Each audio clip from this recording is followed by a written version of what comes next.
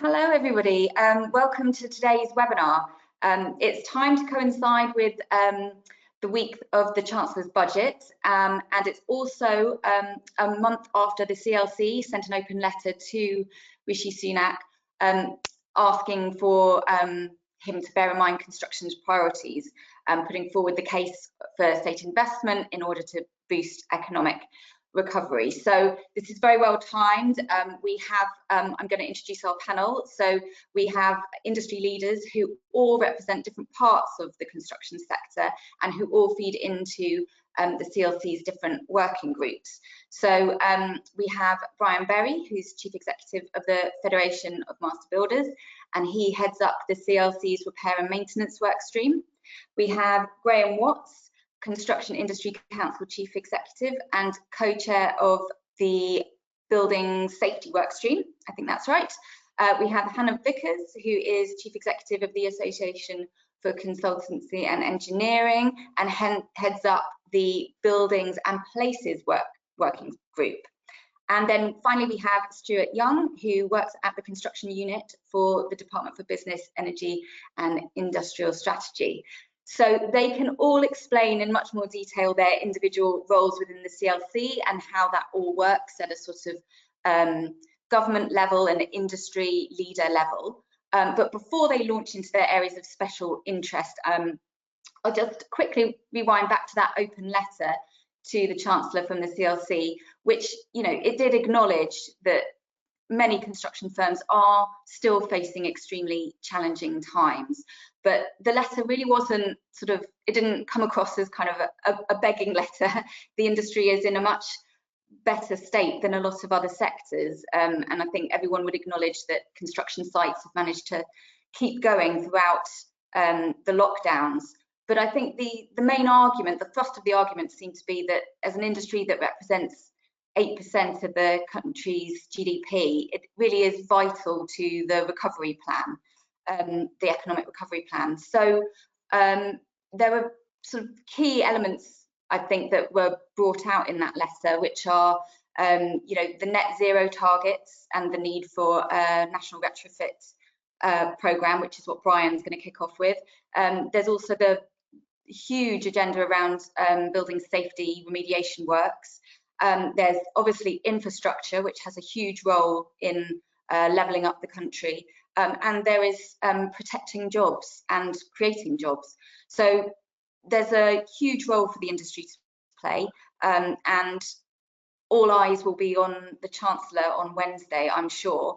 But our speakers will probably take a slightly broader look and look at the bigger picture and what the country needs and the skills it needs to come up to the challenge and fulfil the role that it's got. So we will start off with Brian. Just before he kicks off, I do just want to say we do have a Q&A session. So if you've got any questions to put to our panel members, do post them throughout, and we will try our best to answer as many of them as we can. So right, enough from me, over to our panelists, and we're going to start with Brian. Each of us is going to turn our webcams off, and it's over to Brian. Chloe, thank you very much, and thank you for the opportunity that you're giving the Construction Leadership Council to talk ahead of the budget on Wednesday. It has been a momentous year for the construction industry and for the country at large. But as you said, we're very fortunate that the government remain committed to allowing construction to continue during the lockdowns. And obviously that has been a big help in what has been a very challenging time. We mentioned the CLC, and I think it's probably worthwhile I just explain a bit about the CLC over the last 12 months. If we go to the next slide, that'd be great. So the CLC has really come into its own. Last year, a task force was set up to bring in all parts of the construction sector on a mission really to try to help the industry during the national crisis. And I think it's been one of the best examples of the industry working together in a collaborative way. And if there is a positive outcome from this crisis, I think it's how the industry has pulled together and continues to pull together, not only dealing with the crisis, but actually looking ahead about what we can do to actually create a better construction sector, which will underpin the UK economy. And construction obviously plays a key role in actually economic growth, which is obviously why we're going to pick out some of the themes today in terms ahead of the budget. So in terms of the CLC, I mentioned the task force. We have a number of work streams which we're representing here today. So I chair the domestic RMI working group, but we also have one on housing, on infrastructure, and on building and places. And we also have a range of senior advisors plugged in to help us in terms of the forward direction. So there's a very joined up, collaborative, comprehensive approach to how the CLC is working. And I hope that will continue in the months and years ahead to actually give the construction industry the voice that has sometimes been lacking in previous years. So in terms of the economic recovery, one of the key proposals in our pre-budget letter has been a proposal for a national retrofit strategy. If we could just go on to the next slide. And this is a call to make our existing homes greener and more energy efficient. And you might think to yourself, well, why is that so important? Well, the UK has a legal obligation to cut carbon emissions to zero. And we're not going to do that unless we tackle our existing building stock. Our homes use about 35% of all the energy in the UK and contribute 20% of the carbon emissions. So if we desperately need to tackle our existing housing stock if we're actually going to succeed with that ambitious objective. If we go to the next slide. So just looking at the challenge, our housing stock, we are very fortunate in this country to have a rich and varied housing stock of 28 million homes, ranging from medieval homes up to the latest a sort of passive house standard home that we see today. But one of the challenges is that it's very energy inefficient. We have a lot of very leaky homes, and 39% of our homes were built before 1939. And that has consequences for our country and our society. 2.5 million households are living in fuel poverty. In 2019, 10,000 deaths were linked to cold homes. And at a time when we should be making our homes greener and more energy efficient, there has been a marked decline in the installation of energy efficiency measures since 2012. And we need to tackle the existing building stock because 85% of it will still be in use in the year 2050 when we need to reach zero carbon. So we go on to the next slide. So what are the benefits of retrofitting to the country? Well, it is a sort of tick-tick exercise really in terms of real benefits. In terms of the economy, the RMI, the repair and maintenance improvement market, is a third of all construction output. We, in terms of our strategy that we're putting forward, we calculate it will generate 100,000 new jobs over the lifetime of the Parliament. And of course, those jobs will be spread across the country because our homes are in every part of the country. In terms of social, we know the pressure there has been on the NHS. Greener homes would save the NHS an estimated £1.4 billion over the lifetime of this Parliament. And it would actually lead to a saving, an estimated saving of £436 on the energy bill for each household. And of course, there would be the carbon savings as a result of making our homes more energy efficient. So we'll go on to the next slide. So what are the challenges? Well, the key one really is what for the consumer, because consumers, when they buy a property, they're looking for location rather than looking at the energy rating of their home. There is at the moment a recognised poor access to comprehensible and accurate information. And only 10% of householders undertake standalone energy efficiency measures. More often than not, it's about having a new kitchen or bathroom. But we do know there's a general concern about householders worried about cowboy builders in the market. There are very few financial incentives. And of course, one of those incentives has been the Green Homes Grant Scheme, which has had a checkered sort of rollout. We know that last year, when it was launched, a survey that the Federation of Master Builders did revealed that only 18% of consumers are actually interested in the Green Homes Grant Scheme. And if we move on to the next slide. So that's the consumer side, but what about the industry? Well, that presents a challenge as well, because the industry is quite fragmented. Most are SMEs. There are no qualification requirements to enter our industry. 89% of contractors don't hold formal qualifications for the pre-1919 work, which would be essential actually in terms of getting our homes up to the energy efficient standard required. Our training at the moment doesn't really focus on low carbon outcomes. And of course, there's the issue about bogus self-employment, which the government is tackling.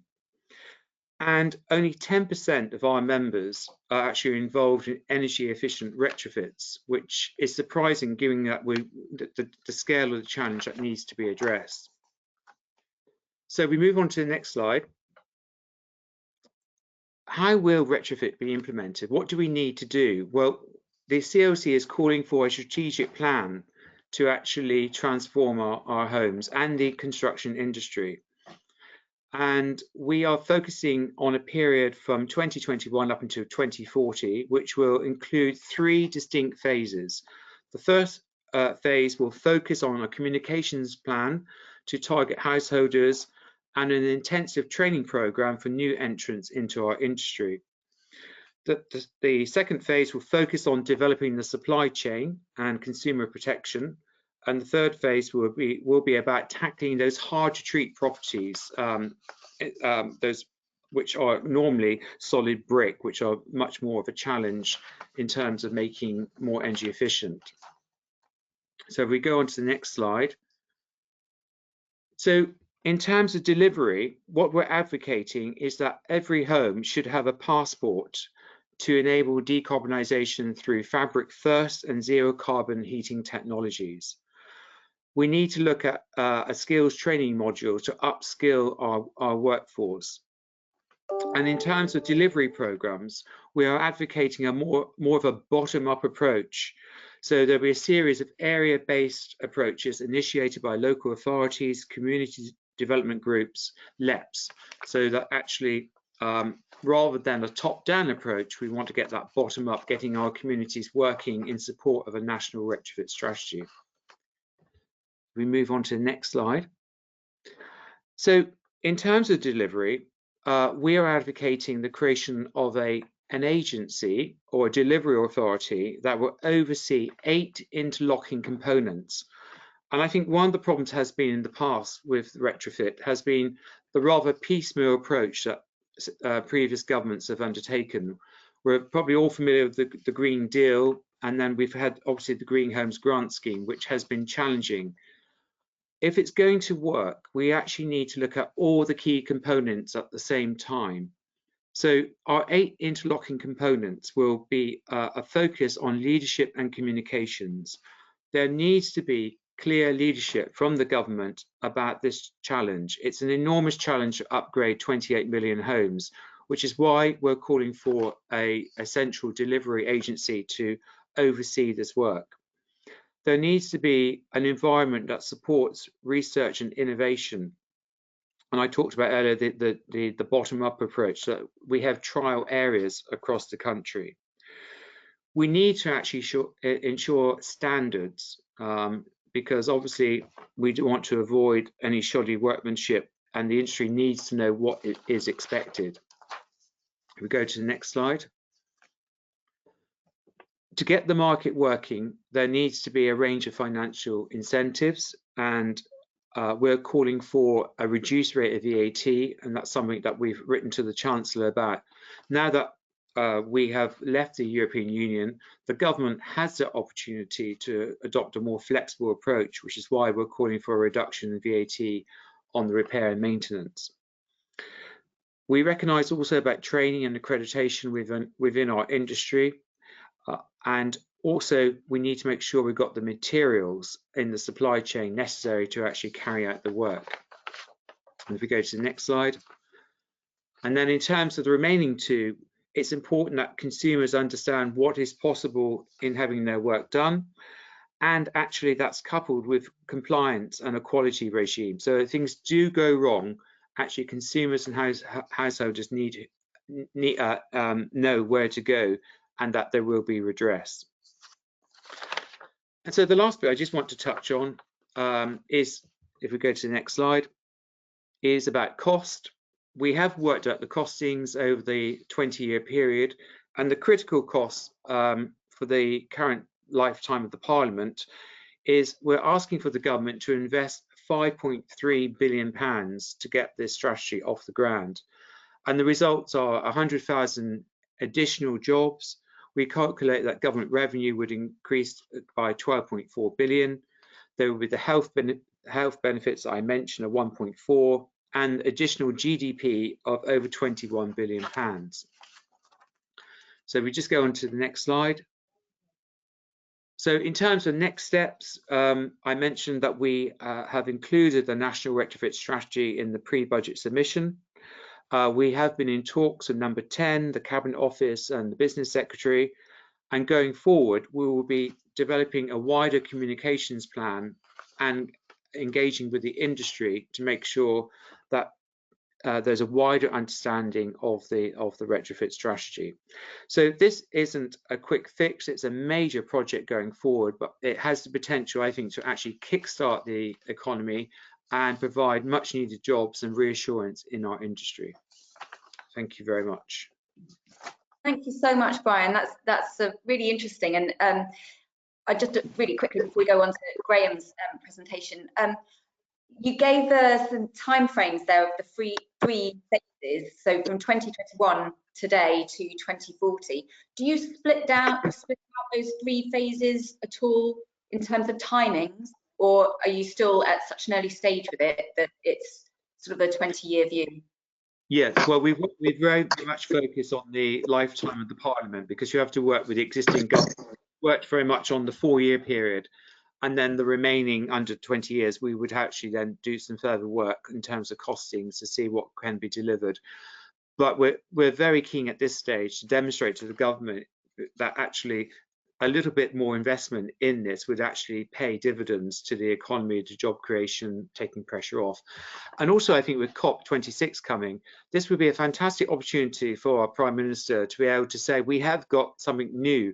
We've got a national retrofit strategy that we're going to roll out. It's not just for this Parliament, it's an ambitious programme up until 2040. And that could be a template for other countries to develop. So I'm very much hoping that boroughs will take this as a very positive message to Glasgow and to show real leadership in terms of creating a greener built environment. Great, thank you so much, Brian. I'm sure we'll come back round to that when we come to the Q&A. But for now, I'm going to turn off my webcam, Brian, as well, and we'll go over to Graham. Thank you very much, Chloe. I'm going to skip the introductions because I think both Chloe and Brian have already done that adequately. So let's move straight on to the next slide. Despite regular media attempts to portray post-Grenfell action as inadequate, a huge amount has been done in the past 3.5 years. And the product of that work is summarised in the next 2 landscape slides. Now, obviously, you'll appreciate that they are complex, and I know that you're not going to have time to scan them in this presentation. Hopefully, they might be available afterwards. This first slide is an overview of the main aspects of the building safety landscape, starting, of course, with the Grenfell Tower tragedy and broadening out via the public inquiry and the Hackett Review, the competence steering group, which I've also been privileged to chair alongside the co-chairing the CLC Building Safety Workstream, and through all the associated remediation and policy initiatives. Of course, we know there is going to be a building safety bill. The draft bill was subject to pre-legislative scrutiny by the Housing, Communities and Local Government Select Committee. The government's response to the HCLG report is expected imminently within the next week or so, and it's going to give us a clear line of sight as to the likely intent of the bill. We know that the Health and Safety Executive is to host a new building safety regulator, which will include a new statutory committee on industry competence, and that the HSE is making plans to establish a shadow regulator and a shadow competence committee before the legislation is implemented. We also know that much of the detail for implementing the new building safety regime will be in secondary legislation, which will not be known until 2022, although it is being worked on now. And finally, the Building Safety Charter is now open for business in a tiered system of commitment to building safety, and it already has more than 100 construction companies committed to the charter. And I strongly recommend any of the companies here today to study it and hopefully to sign up to it. Can we move on to the next slide? This slide, also very busy, for which I apologise. It develops the landscape to show how this work interfaces with the Construction Leadership Council and its work. And you can see the building remediation programme under the third block on the left-hand side as you look at it. This programme is regularly reviewed by an agency known as the Industry Response Group, which was set up by MHCLG immediately after the Grenfell tragedy and has been meeting regularly ever since. It reviews progress on the current ACM and BSF remediation programmes, of which I'll say a little more later. And it also considers a raft of other building safety issues which are of importance, but regrettably, I don't have the time to go into. Can we move on to the next slide? What is the size of the problem in terms of the number of multi-occupied residential buildings? This slide was produced by the MHCLG last November, and it shows 12,000 relevant buildings over 18 metres or 6 stories, 76,000 relevant buildings over 11 metres or 4 stories, and 200,000 relevant buildings under 11 metres. Even since November, these figures have changed, and only this week I saw the middle section between 11 and 18 metres referred to as being 77,800 buildings. Whatever, it's a lot of buildings housing hundreds of thousands of people. Can we move on to the next slide, please? But how many of these buildings really need to be remediated, and over what timescale? We know that there are 466 buildings already within scope to the government's ACM remediation programme, and that work is already well on the way towards completion. Over 90% have now started on site or are complete, and the vast majority of the work will be finished this year. There have been almost 3,000 applications from buildings to enter the Building Safety Fund, currently of £1.6 billion, which is to deal with other unsafe forms of combustible external wall systems, such as those based on high-pressure laminate panels. Many of these applications are likely to be ineligible. For example, they're not going to be for buildings over 18 metres, or they're duplicated applications, but they're all going through a thorough process, and a few have already started on site. However, it's clear that the original Building Safety Fund has insufficient money, and that to avoid remediation of unsafe buildings becoming a lottery for their residents, additional money is needed. We have a reasonable knowledge that 321,000 people are living in buildings over 18 metres with unsafe non-ACM cladding, and that they must be the first priority. But to exacerbate the problem, nobody really knows how many buildings in the lower height categories are truly unsafe, although it is estimated that 650,000 people in 274,000 flats are living with unsafe cladding. And the HCLG Select Committee has estimated that 2,000 residential buildings are still covered in combustible cladding, which actually dovetails with the likely number of applicants for the Building Safety Fund. Can we move on to the next slide? The public perception is clearly that not enough is being done. This survey by YouGov, commissioned by the Specialist Built Environment Public Affairs body BECG, was published only last week. It showed that 75% of people believe the government could either have done more or has not done enough to ensure the removal of flammable cladding from residential buildings since the Grenfell Tower tragedy. And 64% back further government support for funding to carry out works on any residential building, privately or publicly owned, to bring them in line with current fire safety regulations. Next slide, please. And this was very much also the position of the CLC in its pre-budget letter to the Chancellor on 26 January. Andy Mitchell, the CLC co-chair, stated that residents in multi-occupational buildings must be safe and they must feel safe in their homes.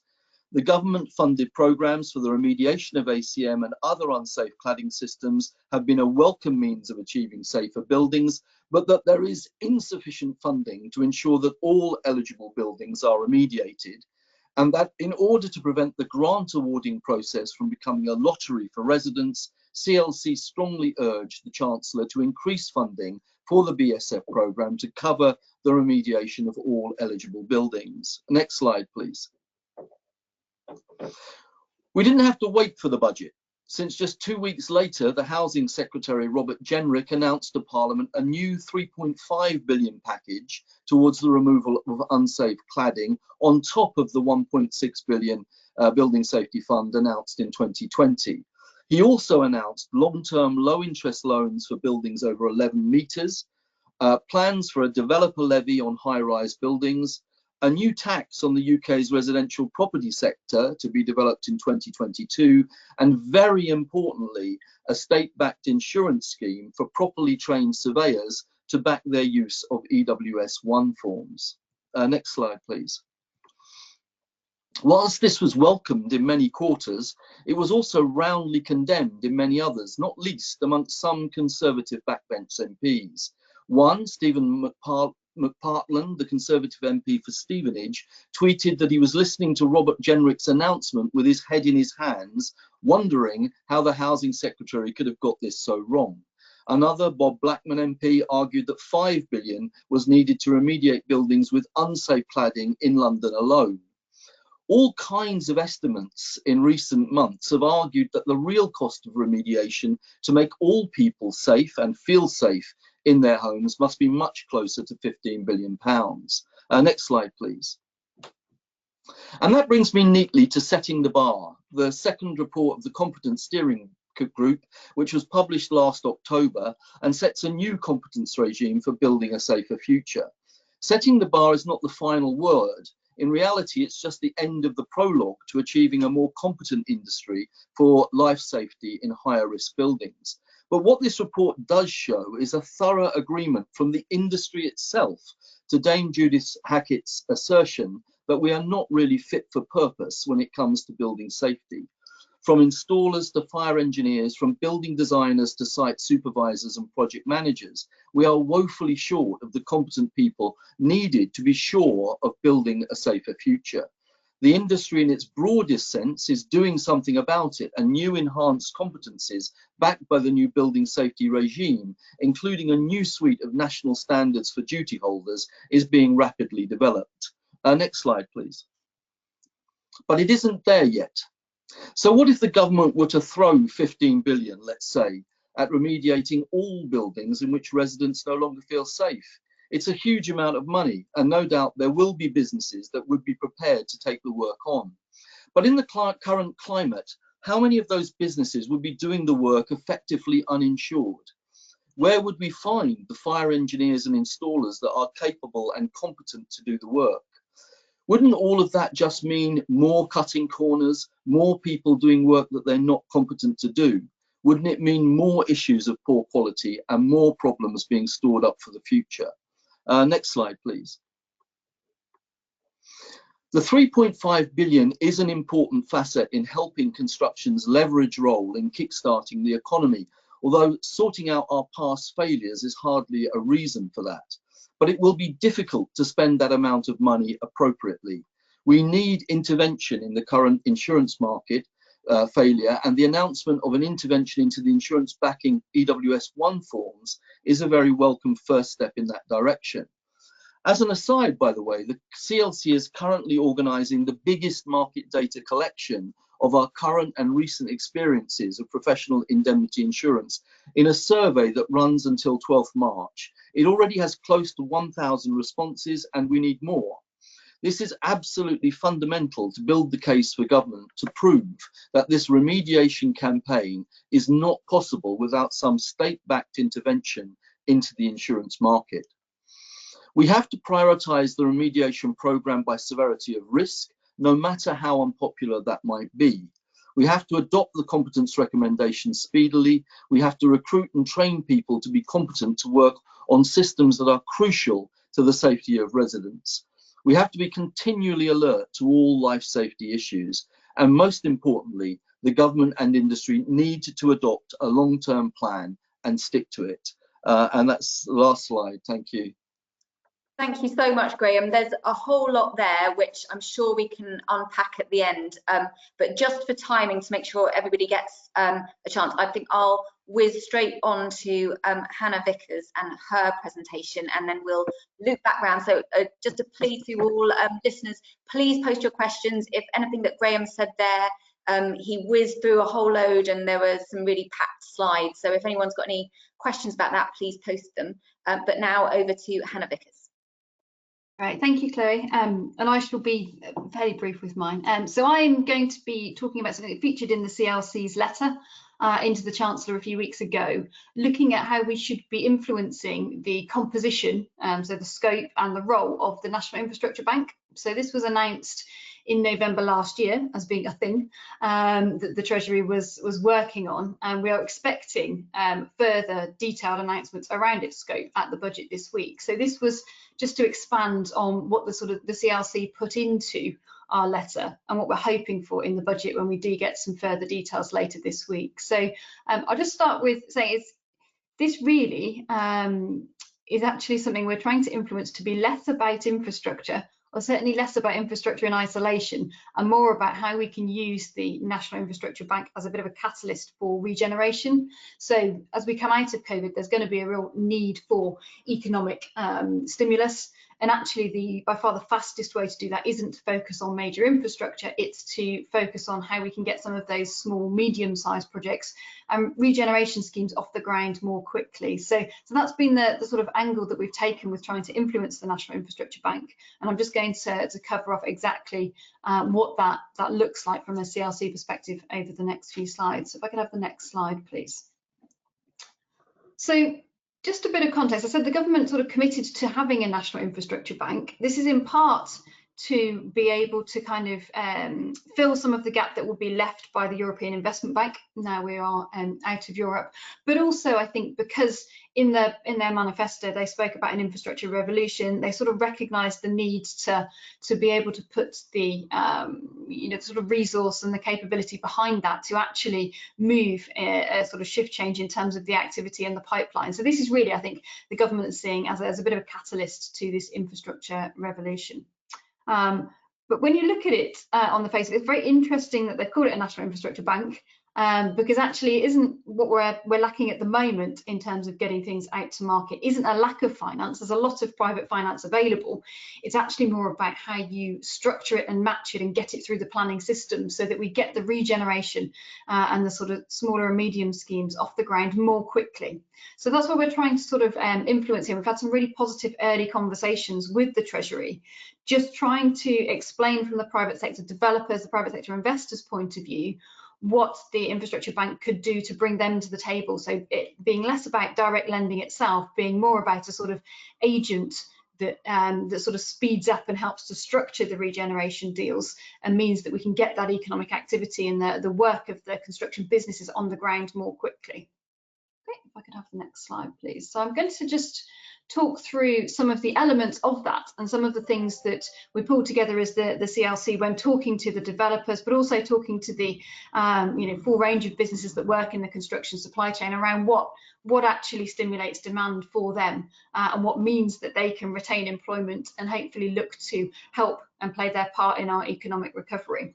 And that came down to three things really that I sort of drew out. So the first one is around just the composition of private sector finance. So it's quite easy for developers, for private sector investors to head into a particular project, a particular site, but that doesn't help with large scale regeneration. And sometimes because they are pushing for a particular site, it can actually sort of be either held back by accompanying public sector works around infrastructure that was required to enable that site, or likewise, you can end up with certain sites sort of steaming ahead, but actually that's worse off for the place as a whole. So we need to sort of think about how we can use the National Infrastructure Bank to balance that off so that we're not focusing on a site-by-site basis. Actually, we get more sort of holistic, longer-term commitments around regeneration of whole places.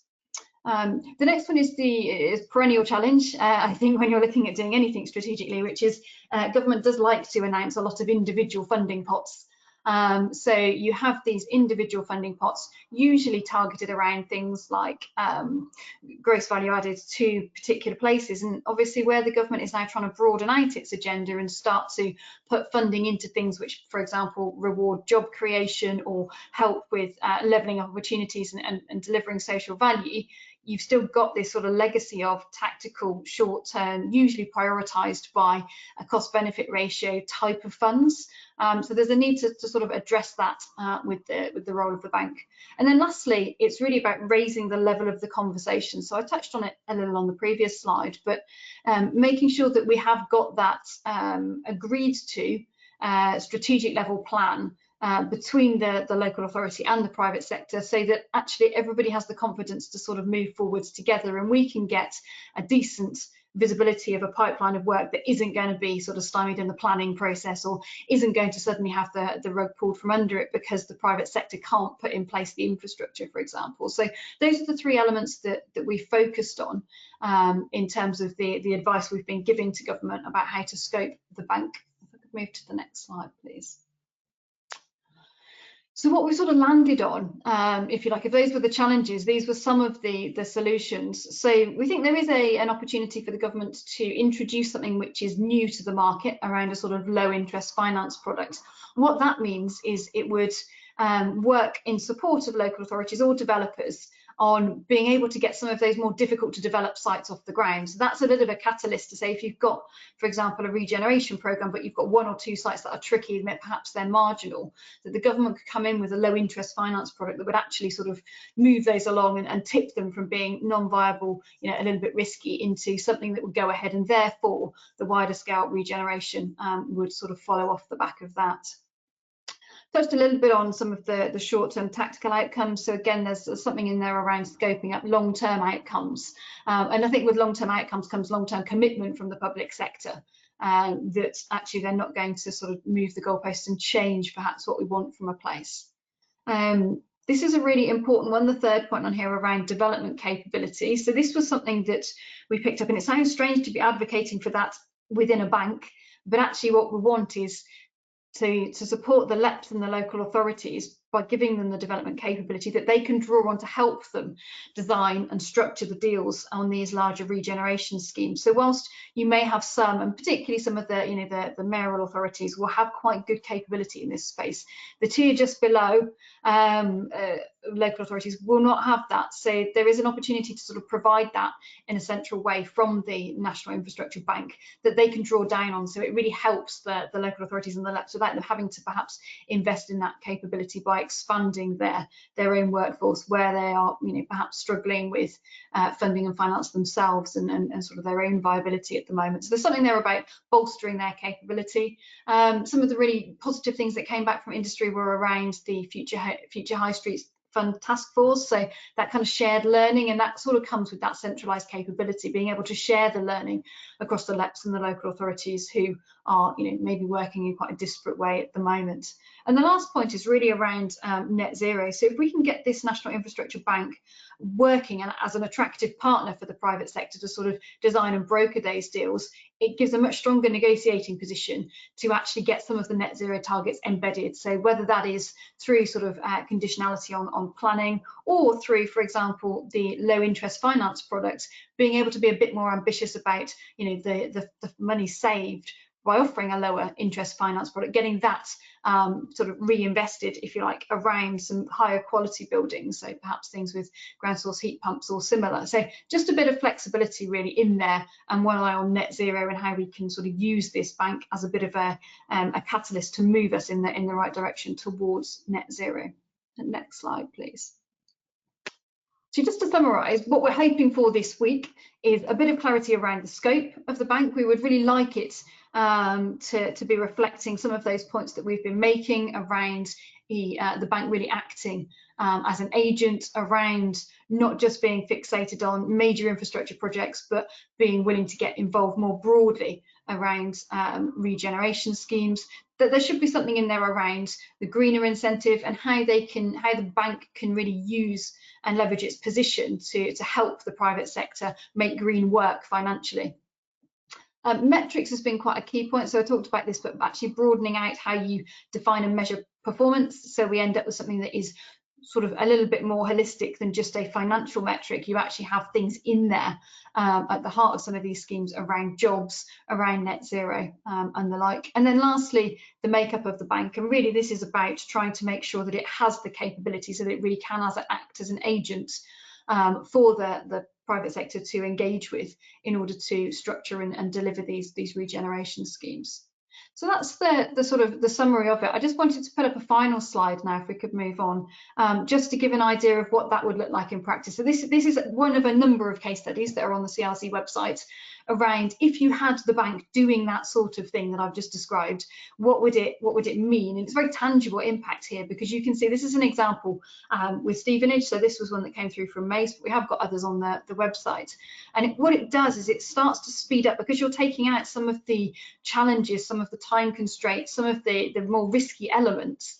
You're solving some of those problems, everything speeds up, and actually you're able to tip things that are perhaps not completely viable over the edge into being viable. So you can see at the top, we're actually sort of delivering 3 years faster because we were able to remove some of those roadblocks and de-risk some of this. And then we're also able to expand the scope of it. So what was historically the sort of next phase of this regeneration, which is the bottom line, is actually brought forward by 6 years. And you can see, the benefits to this are tangible. They're not just the construction jobs you can see identified along the bottom. It's actually about accelerating the delivery of homes in this area, and it would be sort of very tangibly kind of cause and effect. If we were to have this type of a bank, you could very quickly see that it would start to speed things up in terms of private sector investment and work on the ground flowing more quickly out to market. So just wanted to leave you with that one. I think it helps to bring it to life a bit, and fingers crossed for the budget on Wednesday. I look forward to seeing what Rishi comes up with.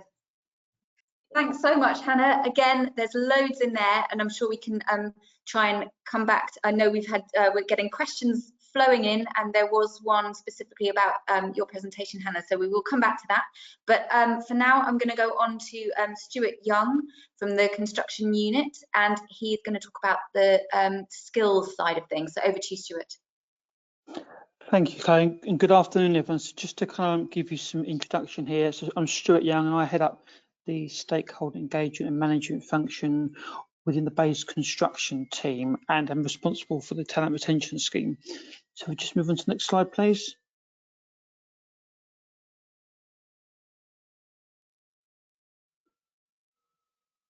Next slide, please, Chloe. Thank you.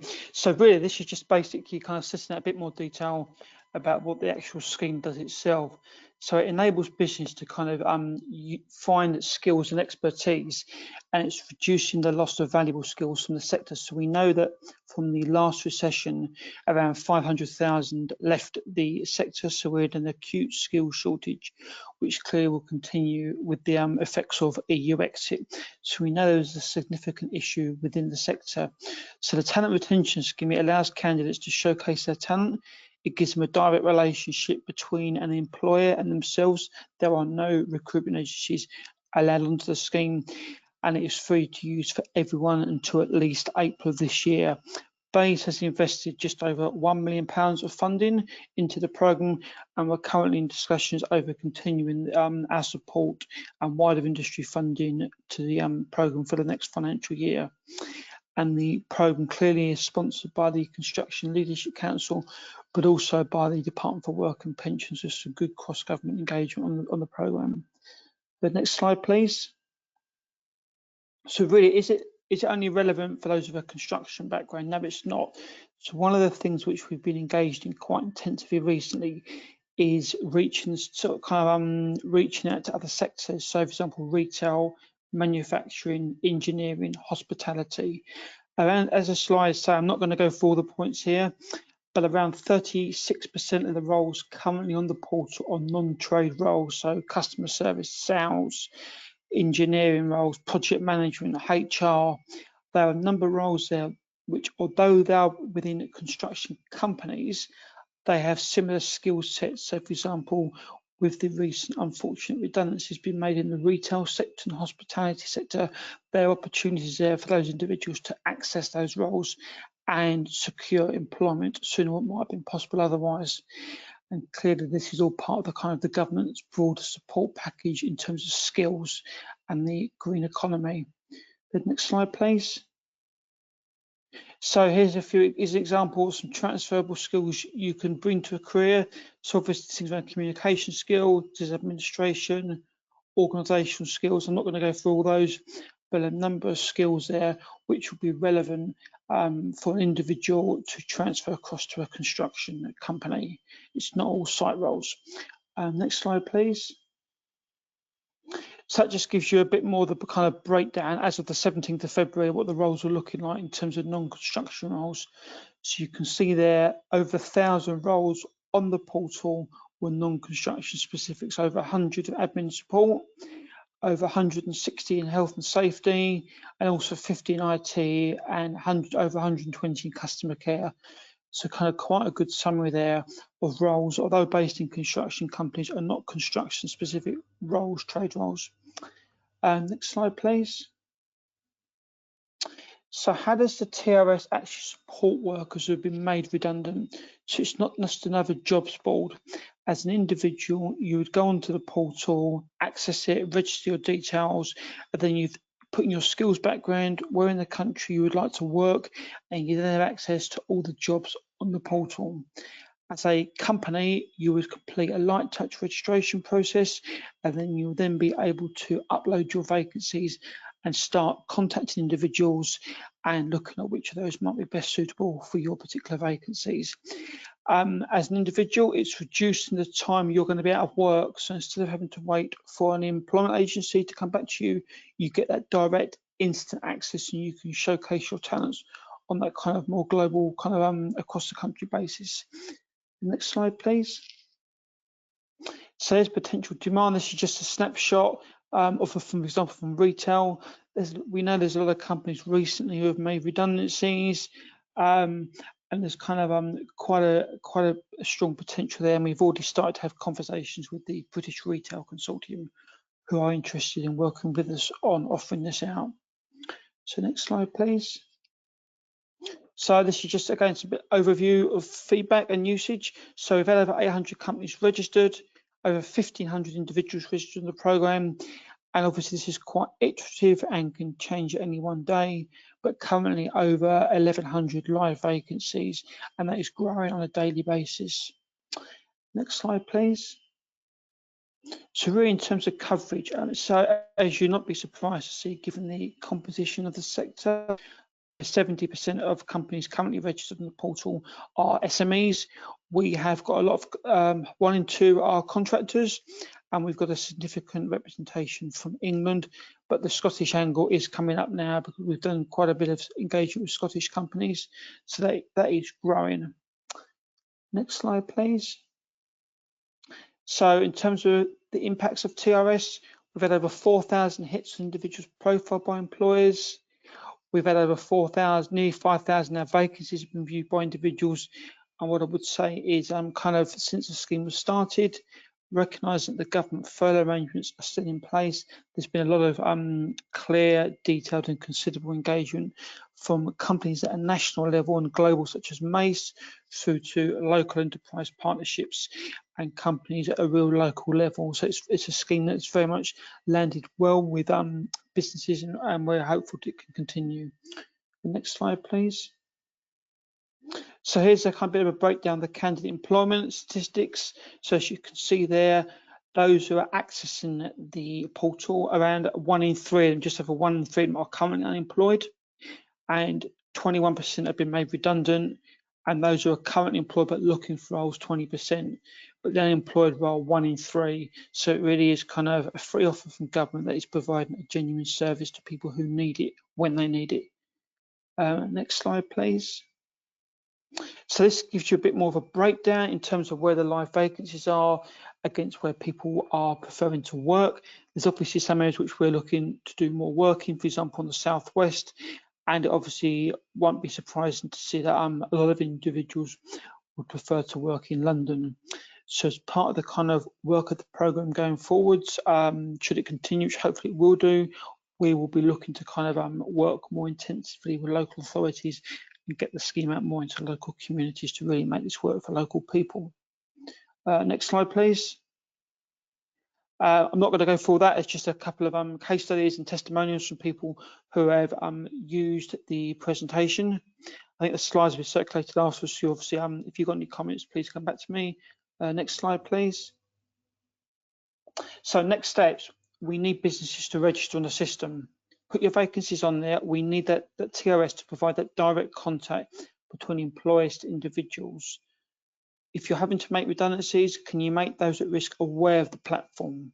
When you're recruiting, it would be really helpful if you could use the CVs that are already on the system to search for candidates.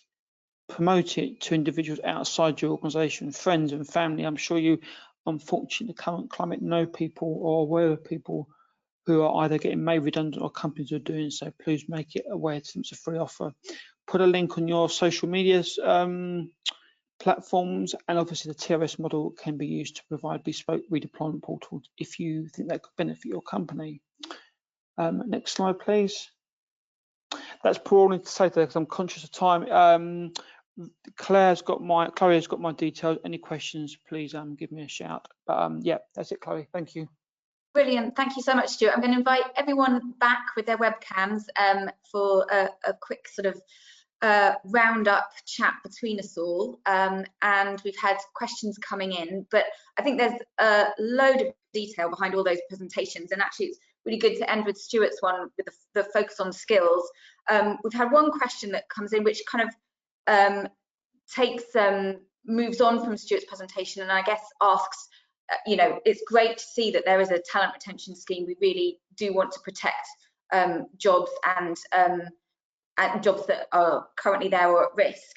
But what one of our listeners is saying is that amongst all of these plans about what the industry should be focusing on and the programs of work that would really help the recovery, surely there is a huge skills gap that needs plugging. And how big a problem is that really, and how are we going to go about addressing it in terms of the apprenticeships that we've even got coming through now? Are they enough? Do we need to start attracting talent from other sectors to help boost construction? So I just put that out to all of you really, and just see, you know, we've got a bit of a mission to attract more people to the sector, I imagine. Do you want me to take that one, or Brian, do you want to go?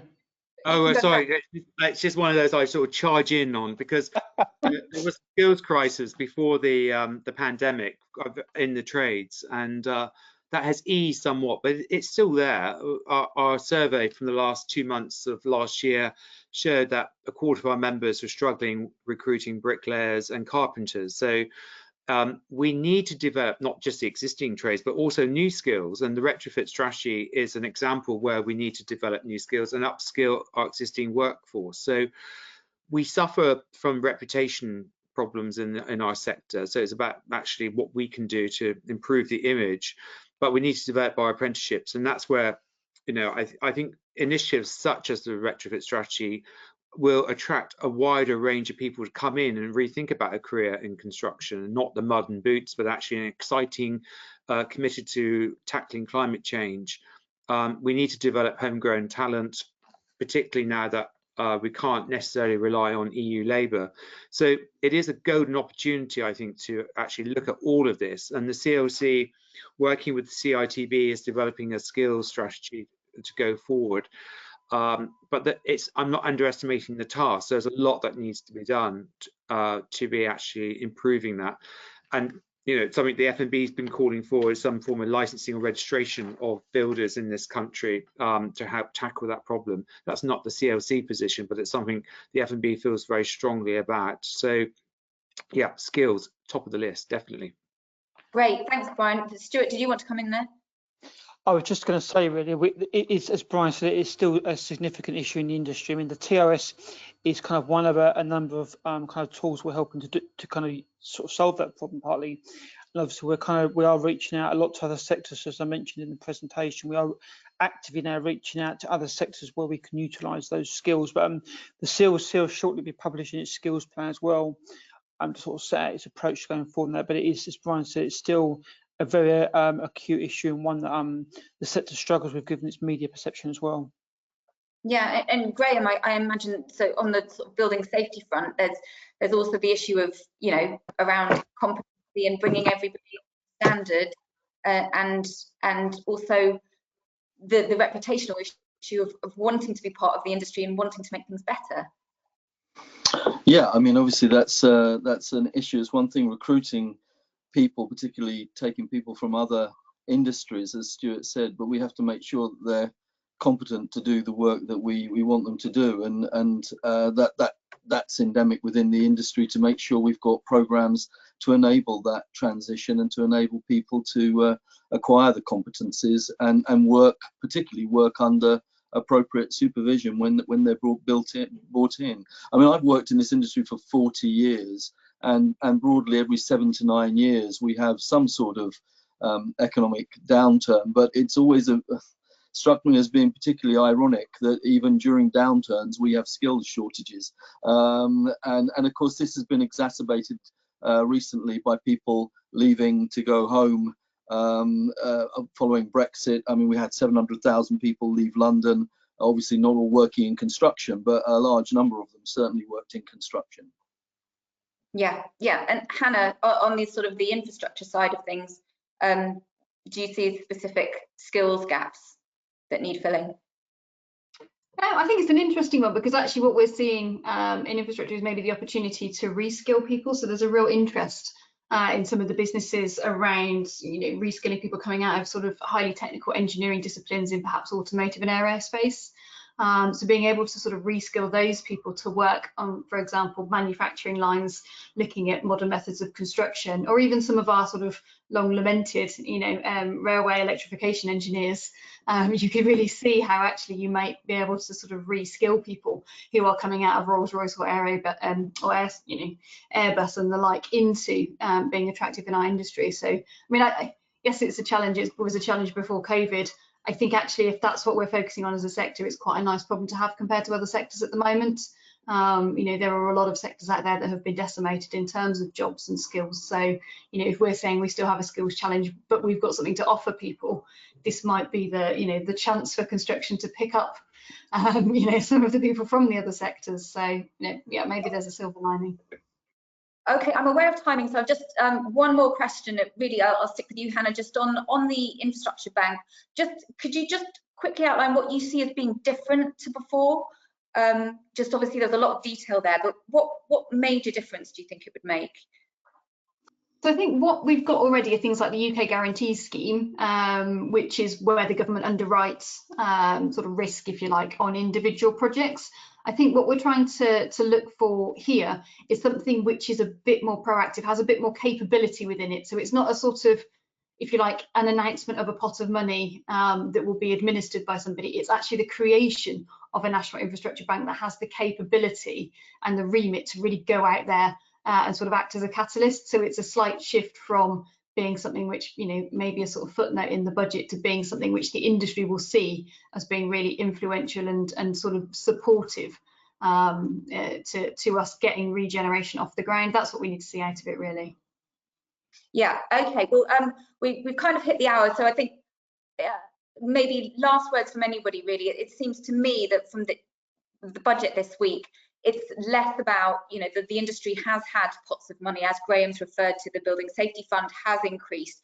It may not be what everybody wants, but there is an indication that the government is shifting and is looking to find more money to solve that problem.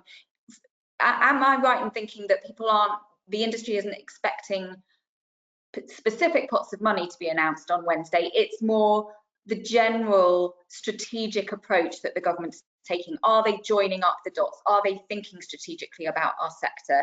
And does it make sense as a long-term plan rather than a short-term budget just to get us through to the next year? Graham, can I go to you for the last word on that? Well, I think the point I would make is that despite these awful times that we're living in at the moment, the industry is at the front end of the recovery plan. You know, it's right at the top of the government's agenda, which is a very unusual place for us to be, actually, because generally we're the last industry to be thought about during economic downturn. So I think we're in a good position, and it's important that we keep building on that. Yeah, okay, Brian? Yep, this is a government, we mustn't lose the opportunity. Construction is a key road to kickstart the economy going forward. So that definitely has to be where the emphasis is. But the bigger problem of our generation is climate change. We have a key role to play there in creating a low carbon built environment. So the government needs to tie up construction with that challenge and set a new direction. Okay, last word from Stuart. Hannah? Go on, Hannah. Okay, no, it was just I think what we need to see is as you say, sort of some signalling from the government that it's going to be serious when it comes to the spending review in the autumn. That's when we'll see what they're going to do in this sort of end of their current parliamentary term. So that's where we'll see bigger sort of financial commitments. But we want a good direction of travel and to feel like they've listened to the industry in the budget. That's, I think, what we're looking for. Okay, and final word to Stuart. I think just to say, I think they've worked at it quite well, the colleagues. It's very high up the political agenda. There's a lot of interest from ministers, so we'll have to basically wait and see what comes out of the budget and going forward. Thank you. Well, thank you all so much for your time. Just listeners were concerned that they would see your slides, so I will reassure everybody the slides will be available on demand very soon. There was also a request for this PI survey that Graham mentioned. I can assume that that's on the CLC website. Is that right? It is, yeah. If you go to the CLC website or the CIC website, you can find it easily enough. Okay, so we would encourage people to take part in that. It sounds like a very interesting piece of research, and I'm sure Building will want to follow up on the results of that. Likewise, we'd love, it's great to talk to people at CLC level to find out what's going on. So I'll invite you all back. We'd love to do more. Our readers had many more questions than I could get through. So there's clearly a demand there to hear from you. So thank you so much for your time today. And we will listen to the budget with interest on Wednesday. Thanks very much.